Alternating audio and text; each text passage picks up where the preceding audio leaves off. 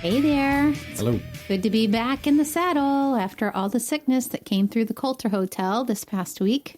Yes, I'm still sick. I know you are, and we're trying to get you better again. But yeah, we had that cold come through here, and this time it took me down as well. So we're a little off our schedule on these podcasts, but we're happy to be back. And of course, we have plenty to share. Doesn't take long to build up topics, does it? No, it doesn't. Never, like we always say, never a dull moment. Never a dull moment. So, we can start with the topics here, but I know you wanted to give some shout outs. You want to give those? Sure, I'll do that. We just kind of found out where some of our listeners are from. We have a shout out to some of these listeners from Australia, Sweden, the UK, Algeria, Denmark, Malaysia, Germany, India, and then more local here to us in the United States. We've got shout out to Mountain View, California, Duncan, Oklahoma, Fort Pierce, Florida, Jacksonville, Florida, Graysonville, Maryland, Stuart, Florida, Crofton, Maryland, Upland, California, and Houston, Texas. Those are some of our hot spots for our listeners, hon. Which I think is exciting that we're being found, and there's such a need internationally. It's certainly not just here, and it's certainly not even in the United States. We're just very fortunate and blessed that we have as many tools that we have here and resources and services that I know people in other countries and even in other states don't have. So yeah, I mean, we just got rated by this. We're part of the top 20 autism podcasts, like ever, like rated by FeedSpot. They rated us in the top 20 of all the autism podcasts. I think that's pretty cool. So that happened last week. Yeah. So it's encouraging for us because I felt this laid on my heart. I knew we were supposed to do this and to share our journey and just trying to figure out what we're supposed to share, when we're supposed to have time to share it, and how to do it. But it's a privilege, and it's also a great outlet for me because sometimes I have felt isolated in this world of autism, and just knowing that there's other people out there that I have found through podcasts, and then knowing that maybe I'm providing that same feeling in return makes my heart really happy. Yes, it's definitely a need out there, for sure. So we thank each of you who's listening that you found us. And if this is your first time, thanks for popping in. We hope that you'll subscribe and continue to listen to our stories and our journey along the way. And if you've been listening to us and you have a chance and you can review us, especially on the Apple rating review, it will help other people find us throughout the world. So we just wanted to put all that out there and thank you. And thank you in advance. We'll start sharing what's been going on the past 7 to 10 days. I would start with some highlights for Bryce. He is very into, well, we've said before, he's very mechanical, but he's into the construction trucks and excavators and bulldozers and cranes and trucks and cars in general. Well, we had a friend that I've known since my high school days, and, we've connected on Facebook, and one way or another, we learned that she was a project manager on a construction site about 10 minutes from our home, and she was kind enough to invite Bryce to come and to be able to actually ride on the trucks at the construction site. It was so cool. He got to ride in a bulldozer, and he then rode in the bulldozer over to the excavator. We got video and pictures of him walking across the tires with the assistance of his buddies. And then he got to drive the excavator and actually dig up the dirt. Do we have that on our Parenting Autism page yet? I think we did put something on there, and I may put another one. Okay, that was really cool. I know I had something on my personal page too. So yeah, it was really, really cool. And yeah, we expected to be out there like a half an hour maybe, and we didn't even know how he was going to like. Well, we did it. We first got out there. Miss Dixie, she took us to this bulldozer that was just sitting parked, and so Bryce goes up to the bulldozer and oh wow, that's cool. And we walk around the bulldozer, and Bryce looked a little bored.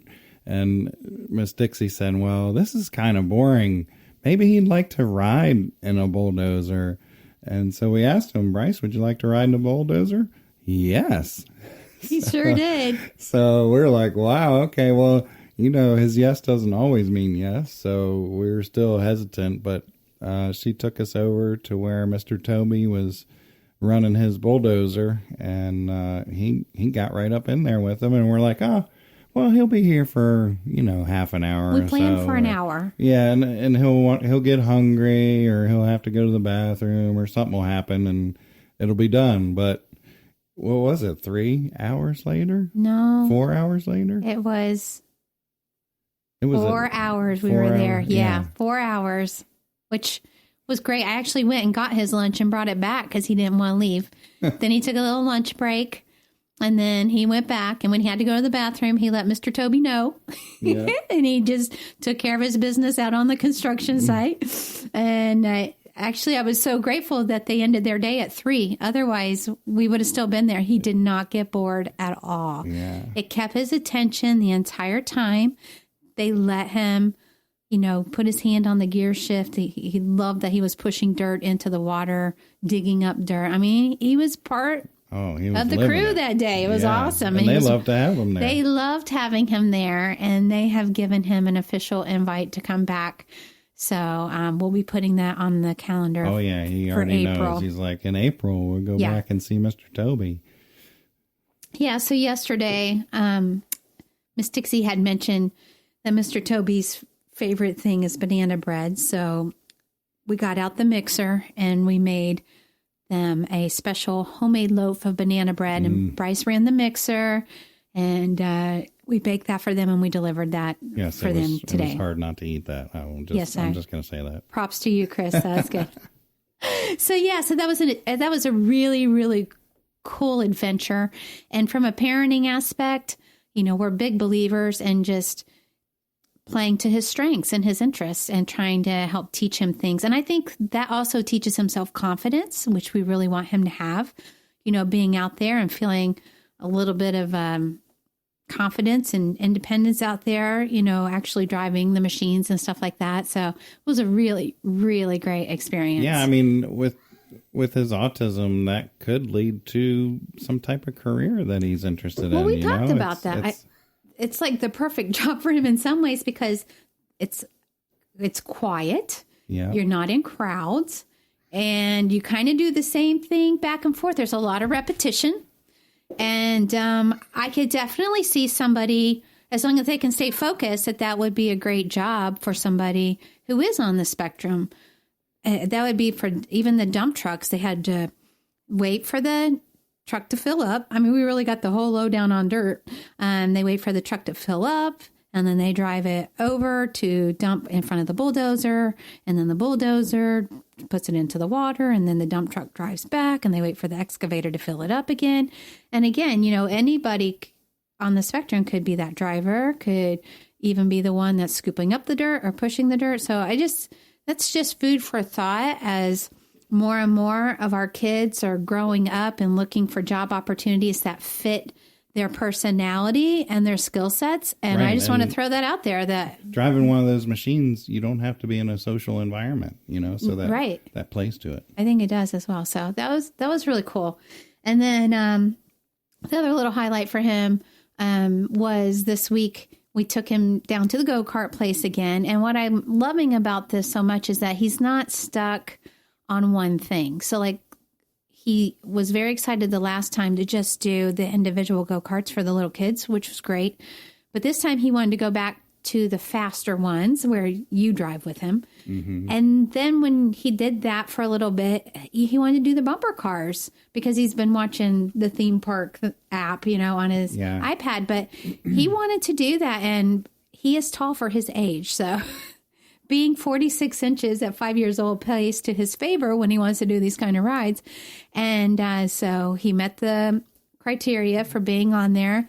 They gave him very quick instructions again of what to do, but he picked up on it and he was shifting those gears and putting it in reverse and putting it in drive, and he got the whole concept, and it was great. Yeah, it was like 2 levers. So I felt it was kind of like driving the bulldozer or the excavator with the levers, so he just picked right up on it. Yeah, and they have next to that, I don't know if you noticed, they had like the little boat in the water area that you can drive. Yeah, I asked him if he wanted to do that, and he said no. Okay, well, he told me before we left that's what he wants to do next time. Oh, well.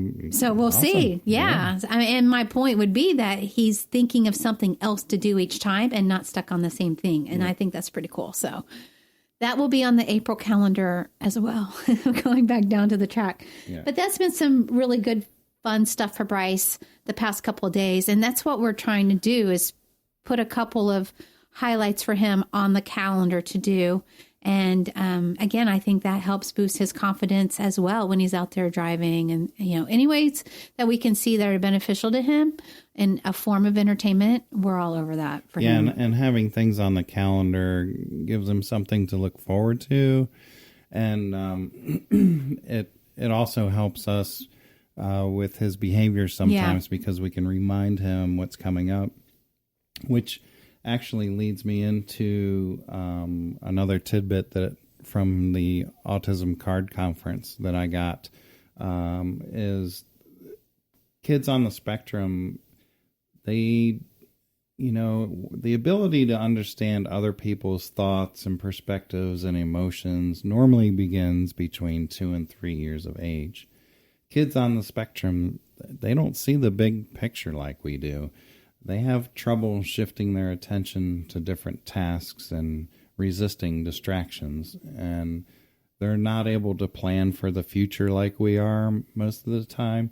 And they don't really know how long things take to happen. How long is a basketball game? They don't really know how to judge those types of things. And they have a really difficult time suppressing inappropriate responses or behaviors. So as I was reading in that book, Ito in Autism Land, he said, it was so difficult to suppress behaviors. It was like trying to prevent yourself from throwing up when you knew you had to throw up.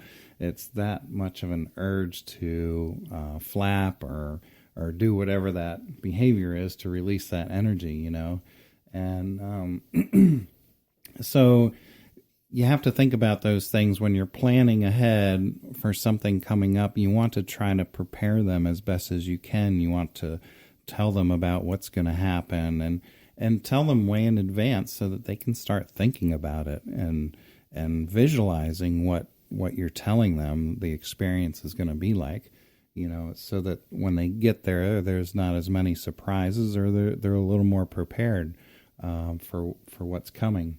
And then one other tidbit from the conference is about video modeling.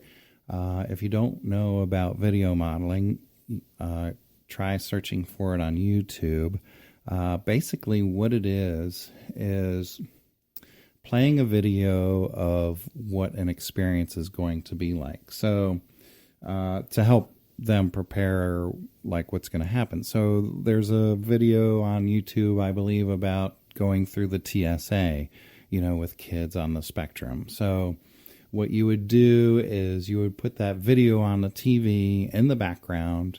You don't have to make them watch it. They will most likely draw themselves to it over time. But even if you just have it playing in the background, they will absorb that information and, what it's like brushing their teeth, how to properly do it, going to the potty. It gives them expectations of what happens and what's supposed to happen. And, try to put the video on at the same time of day and the same place so they can kind of know that it's going to happen, and they'll take to watching it, and it'll just help them prepare for whatever that event is, and it won't be so scary for them. So those are my tips. I think those are good tips. I know we're going on a trip to Atlanta this coming week because we got the big TACA event coming up for the Autism conference. So I'm not sure.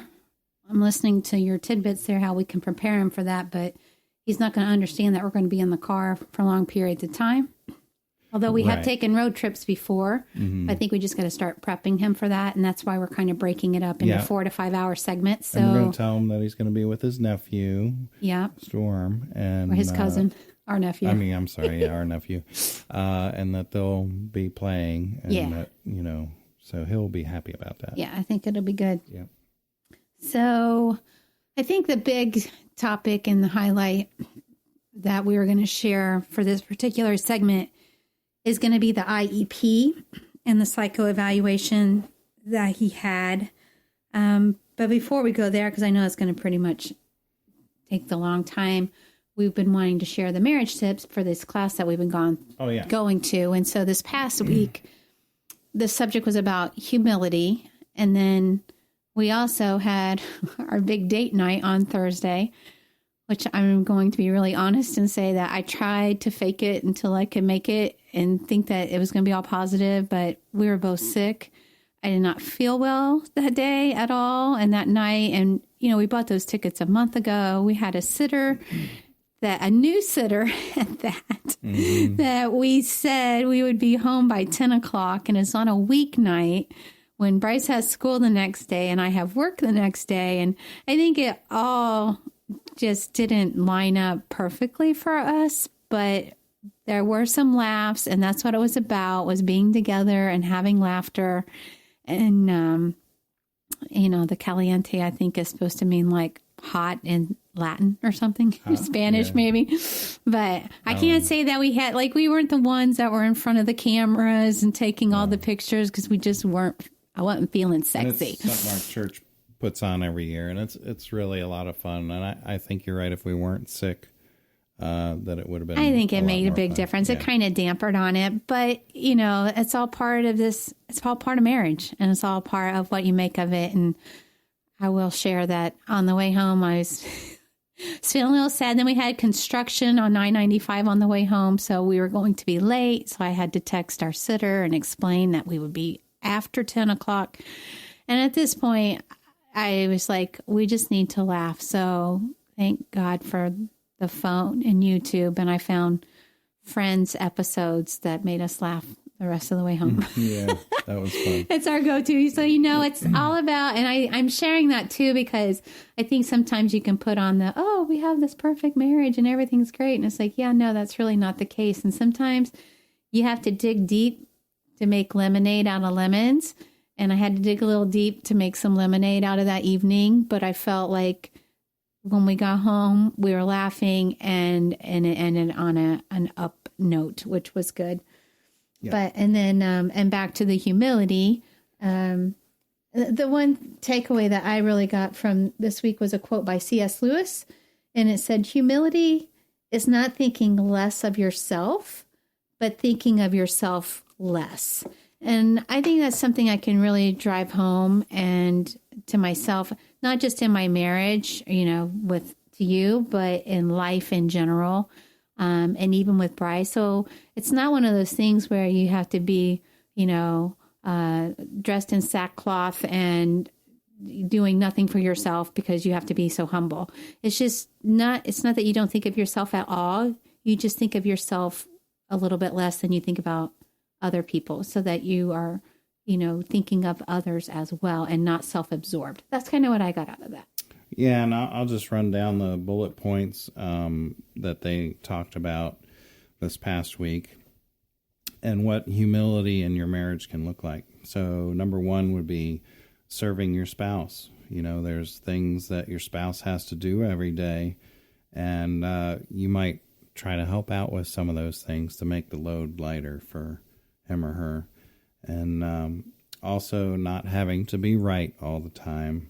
Especially us guys, we have this thing where We feel like we need to be right all the time, but it's better if we quickly acknowledge when we're wrong without getting defensive, and we can admit when our wife's idea is better than ours. It goes a long way. Well, it's like your brother and his wife always say, you were right, I was wrong. And they have to say it out loud when it happens. Yeah, that's right. I like that. Also, asking for forgiveness. Sometimes you'll do something and you'll need to ask for forgiveness for it. So instead of letting it sit and stew, you should forgive quickly and ask for forgiveness quickly. Also, number 4, study your spouse. You should know your spouse almost or as well as yourself. So yeah, I agree with that. When it comes to knowing your spouse's desires, look for ways to fulfill those things that your spouse loves to do and needs. Also, celebrate your spouse's success. Sometimes the spotlight is going to be on the husband or the wife, and you need to humble yourself and celebrate that success for them, and that goes a long way. Also, communicating kindly. Sometimes your spouse will be unkind. It just happens, in relationships, and humility looks like not returning hurtful words or raising your voice or even look for subtle put downs. You don't want to be doing those types of things. Always communicate kindly and with love. And then the last one is put your spouse's needs first. Your needs may be different than your spouse's. Humility looks like recognizing this fact and placing the needs of your spouse above your own. So you'll learn a lot if you give a lot, I'll say. You will be blessed more when you give than when you receive in a relationship. I truly believe that. Amen, amen. All right.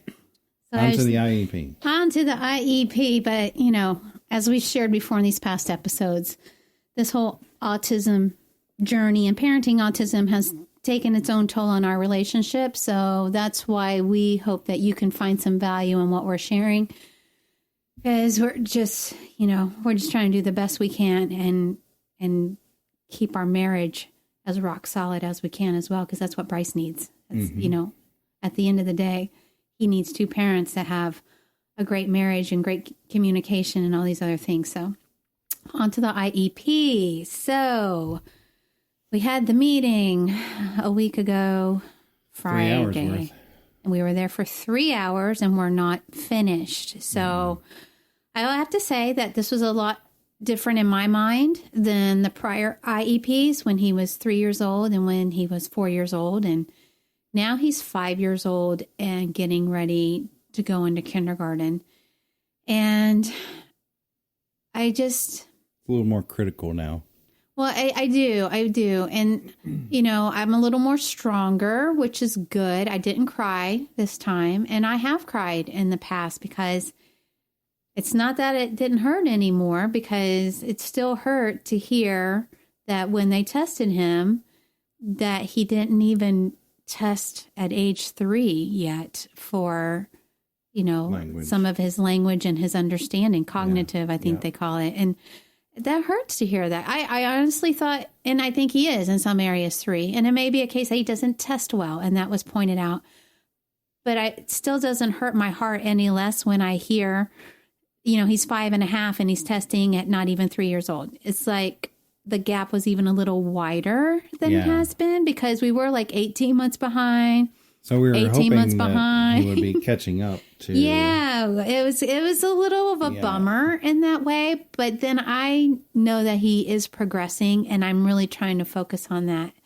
However, I also know that he needs a lot of help with language that is just not going to come naturally to him. Even putting him in a regular, as they call it, gen ed, general education VPK class, where he does get to hear children of his age, his peers, talking all day long, the opportunity to mirror them. It's just not coming naturally to him like it does to other kids. And that's okay. That's Bryce.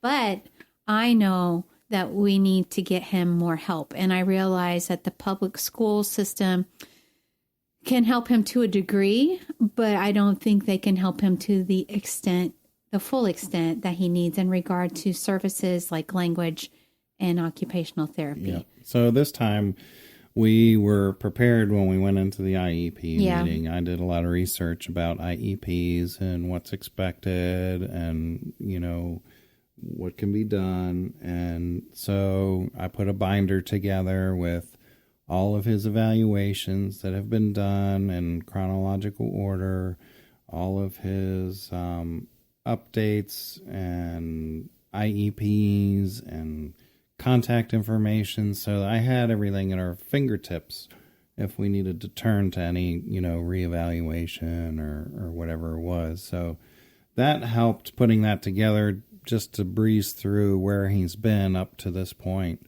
And so when we got to the meeting, I felt like we were prepared.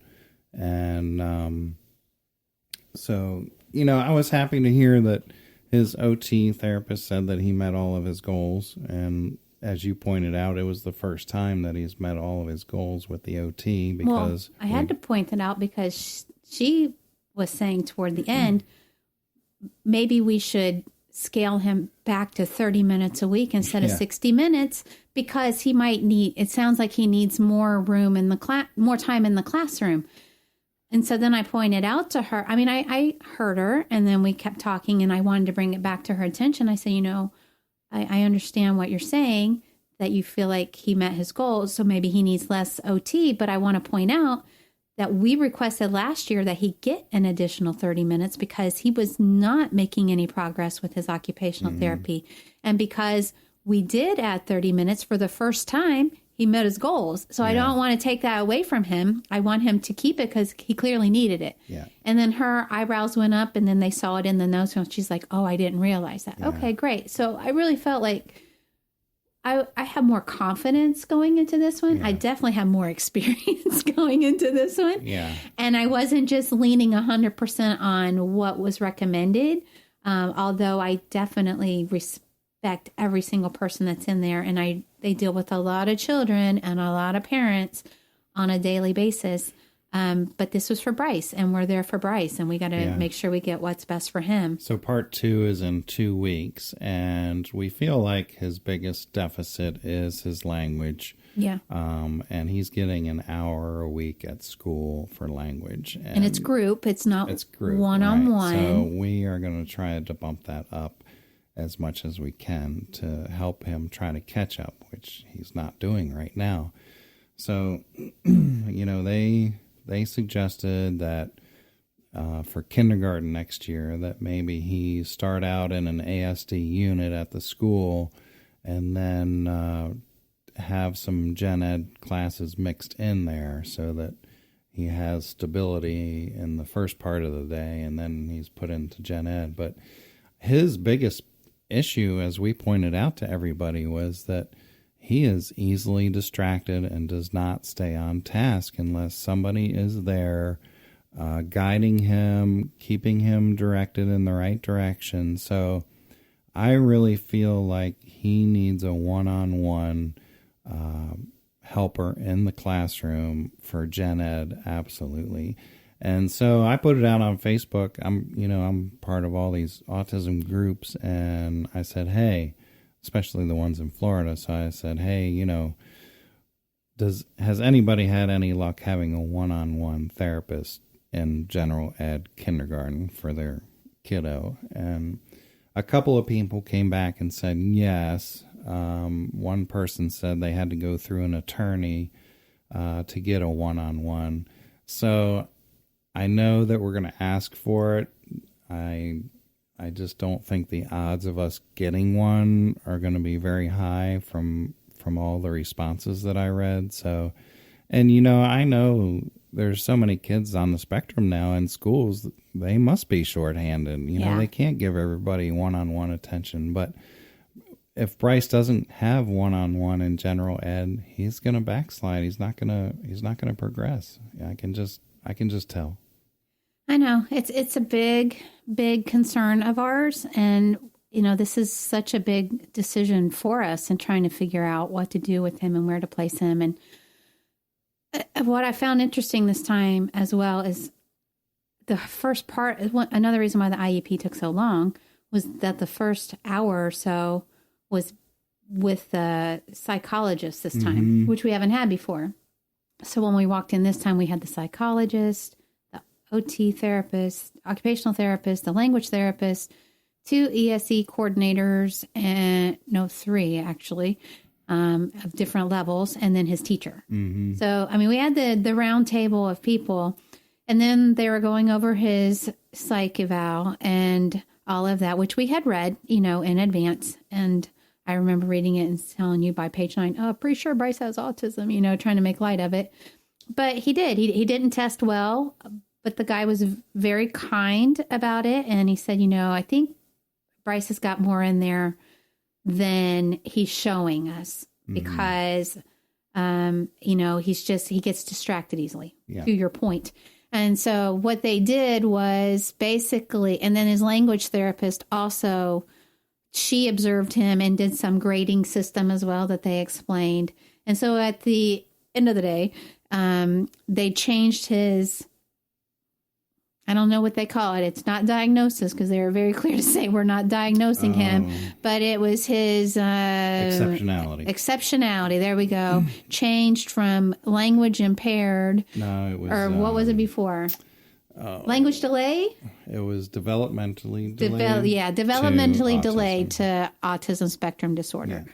So, again, no shock to us because he was diagnosed before. I didn't realize the school system hadn't officially made that his exceptionality, but now that's it. So that's why putting that in writing for all of us to sign and agree to now gives the door open for him to go into the ASD unit. Right. And I also want to point out that we did receive a draft IEP before we went to the meeting so that we kind of knew what their side was going to be when we went to the table. So you should be able to get a draft IEP a few days to a week in advance of your meeting. Just ask your ESE coordinator, well in advance, maybe 3 or 4 weeks, or when you call the IEP meeting, ask for it then that you want a draft copy so that you can see. And in our experience, there's always something missing or incorrect in the paperwork. So you just have to go through there, and make sure everything is correct, that everybody knows, all the facts. Yeah, because there were some things that had to be corrected on Bryce's where they had your opinion as the teacher's opinion and vice versa with that psycho eval. And that was pretty critical information. So they're correcting all that. And the other thing I wanted to point out was that I made up a sheet of paper of discussion points for Bryce, things that Bryce enjoys and likes to do. So they're talking points for Bryce. And both of his therapists really appreciated that because they can now use those to interact with Bryce, whereas before they really didn't know what he does outside of school. So what were a couple of things you put on there? That he likes excavators. He likes doing hotel tours. So anything inside of a hotel, a business center, the swimming pool, those types of things, go-karts. So, if they can incorporate those subjects into what they're trying to teach him, whether it be a go-kart on a coloring page, he might be more interested in that than a picture of Frosty the Snowman, So that was good. That was helpful. Yep. So that's kind of where we're at as we got that exceptionality documented. Now we're talking about, is he going to go into the ASD unit? I know one thing they said was, okay, if we put him in which is their recommendation, put him in the ASD and then let him go to resource with the general ed class, which is 1 hour, 1 period a day. And it changes each day of the week. So one day it's music, one day it's art, it's different things. But then you asked the question, well, could we do that in reverse? Could we maybe have him in the gen ed for a little more? Yeah. One of the ESE coordinators said that. Well, because we were talking about putting him in general ed, just general ed with a helper. Yeah. And that was, oh, no, we can't do that. Right. So all right, well, and then the lady said, well, maybe we can do it backwards where he can start out in gen ed classes and only be in the ASD unit part of the day, and on the subjects that seem to not keep his attention enough. So so they can be flexible. I think that's what we're going to kind of hit on when we go back, is address that a little bit more. Also, we learned that there's the summer program, extended school year, that we're, and they seem to be on board that would be good for him. It'll keep him in structure. But more importantly, we have a large gap we're trying to bridge here, and that will help him, in that way.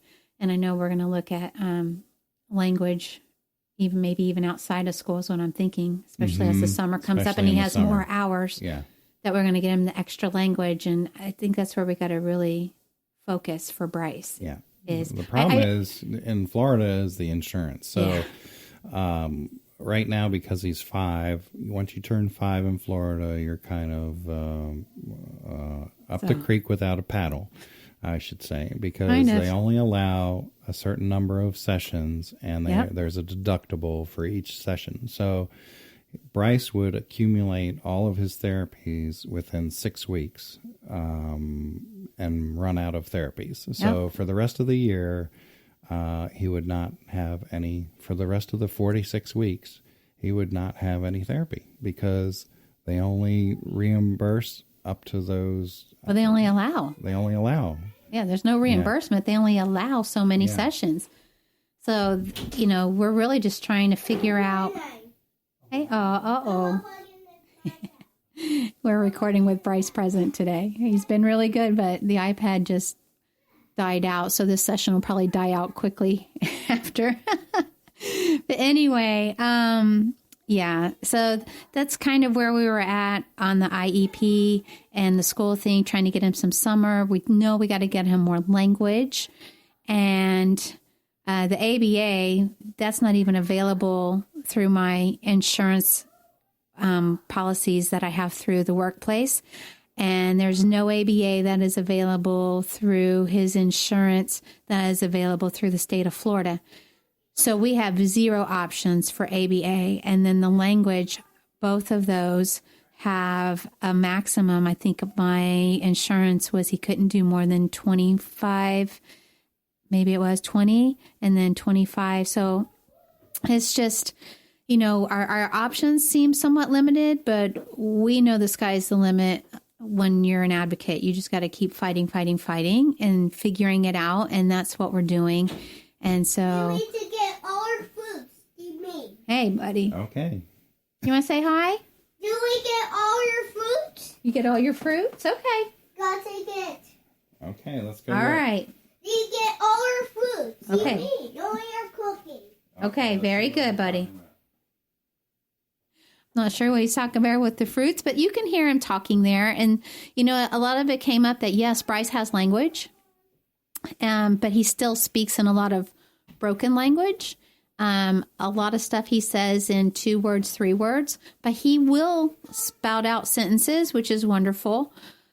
I think, as I've described, to you, Chris, now you're back in here, but I've described that I feel like he has the first layer of language. I do. I feel like, and that's because we put him in 2 years of language. And so, those extra services and the ABA that he was able to get for that year or so, we've given him the basics so he can communicate his basic needs and his thoughts and all of that. But as the psychologist said, when you get into rich language, as he called it, anything that's layered any deeper, you lose him. You see it in his eyes. He's gone. He doesn't understand what you're talking about. We really can't have a conversation with him. It's really, he expresses a need or tells us a 1 or 2 sentence thing, and we ask him something, and it's not very often it's reciprocated. It's just, and some people can't understand him. We're his parents, so we know what he's saying. Right. But they're saying at school that he's hard to understand. I'm like, well, I have to look at from their point of view.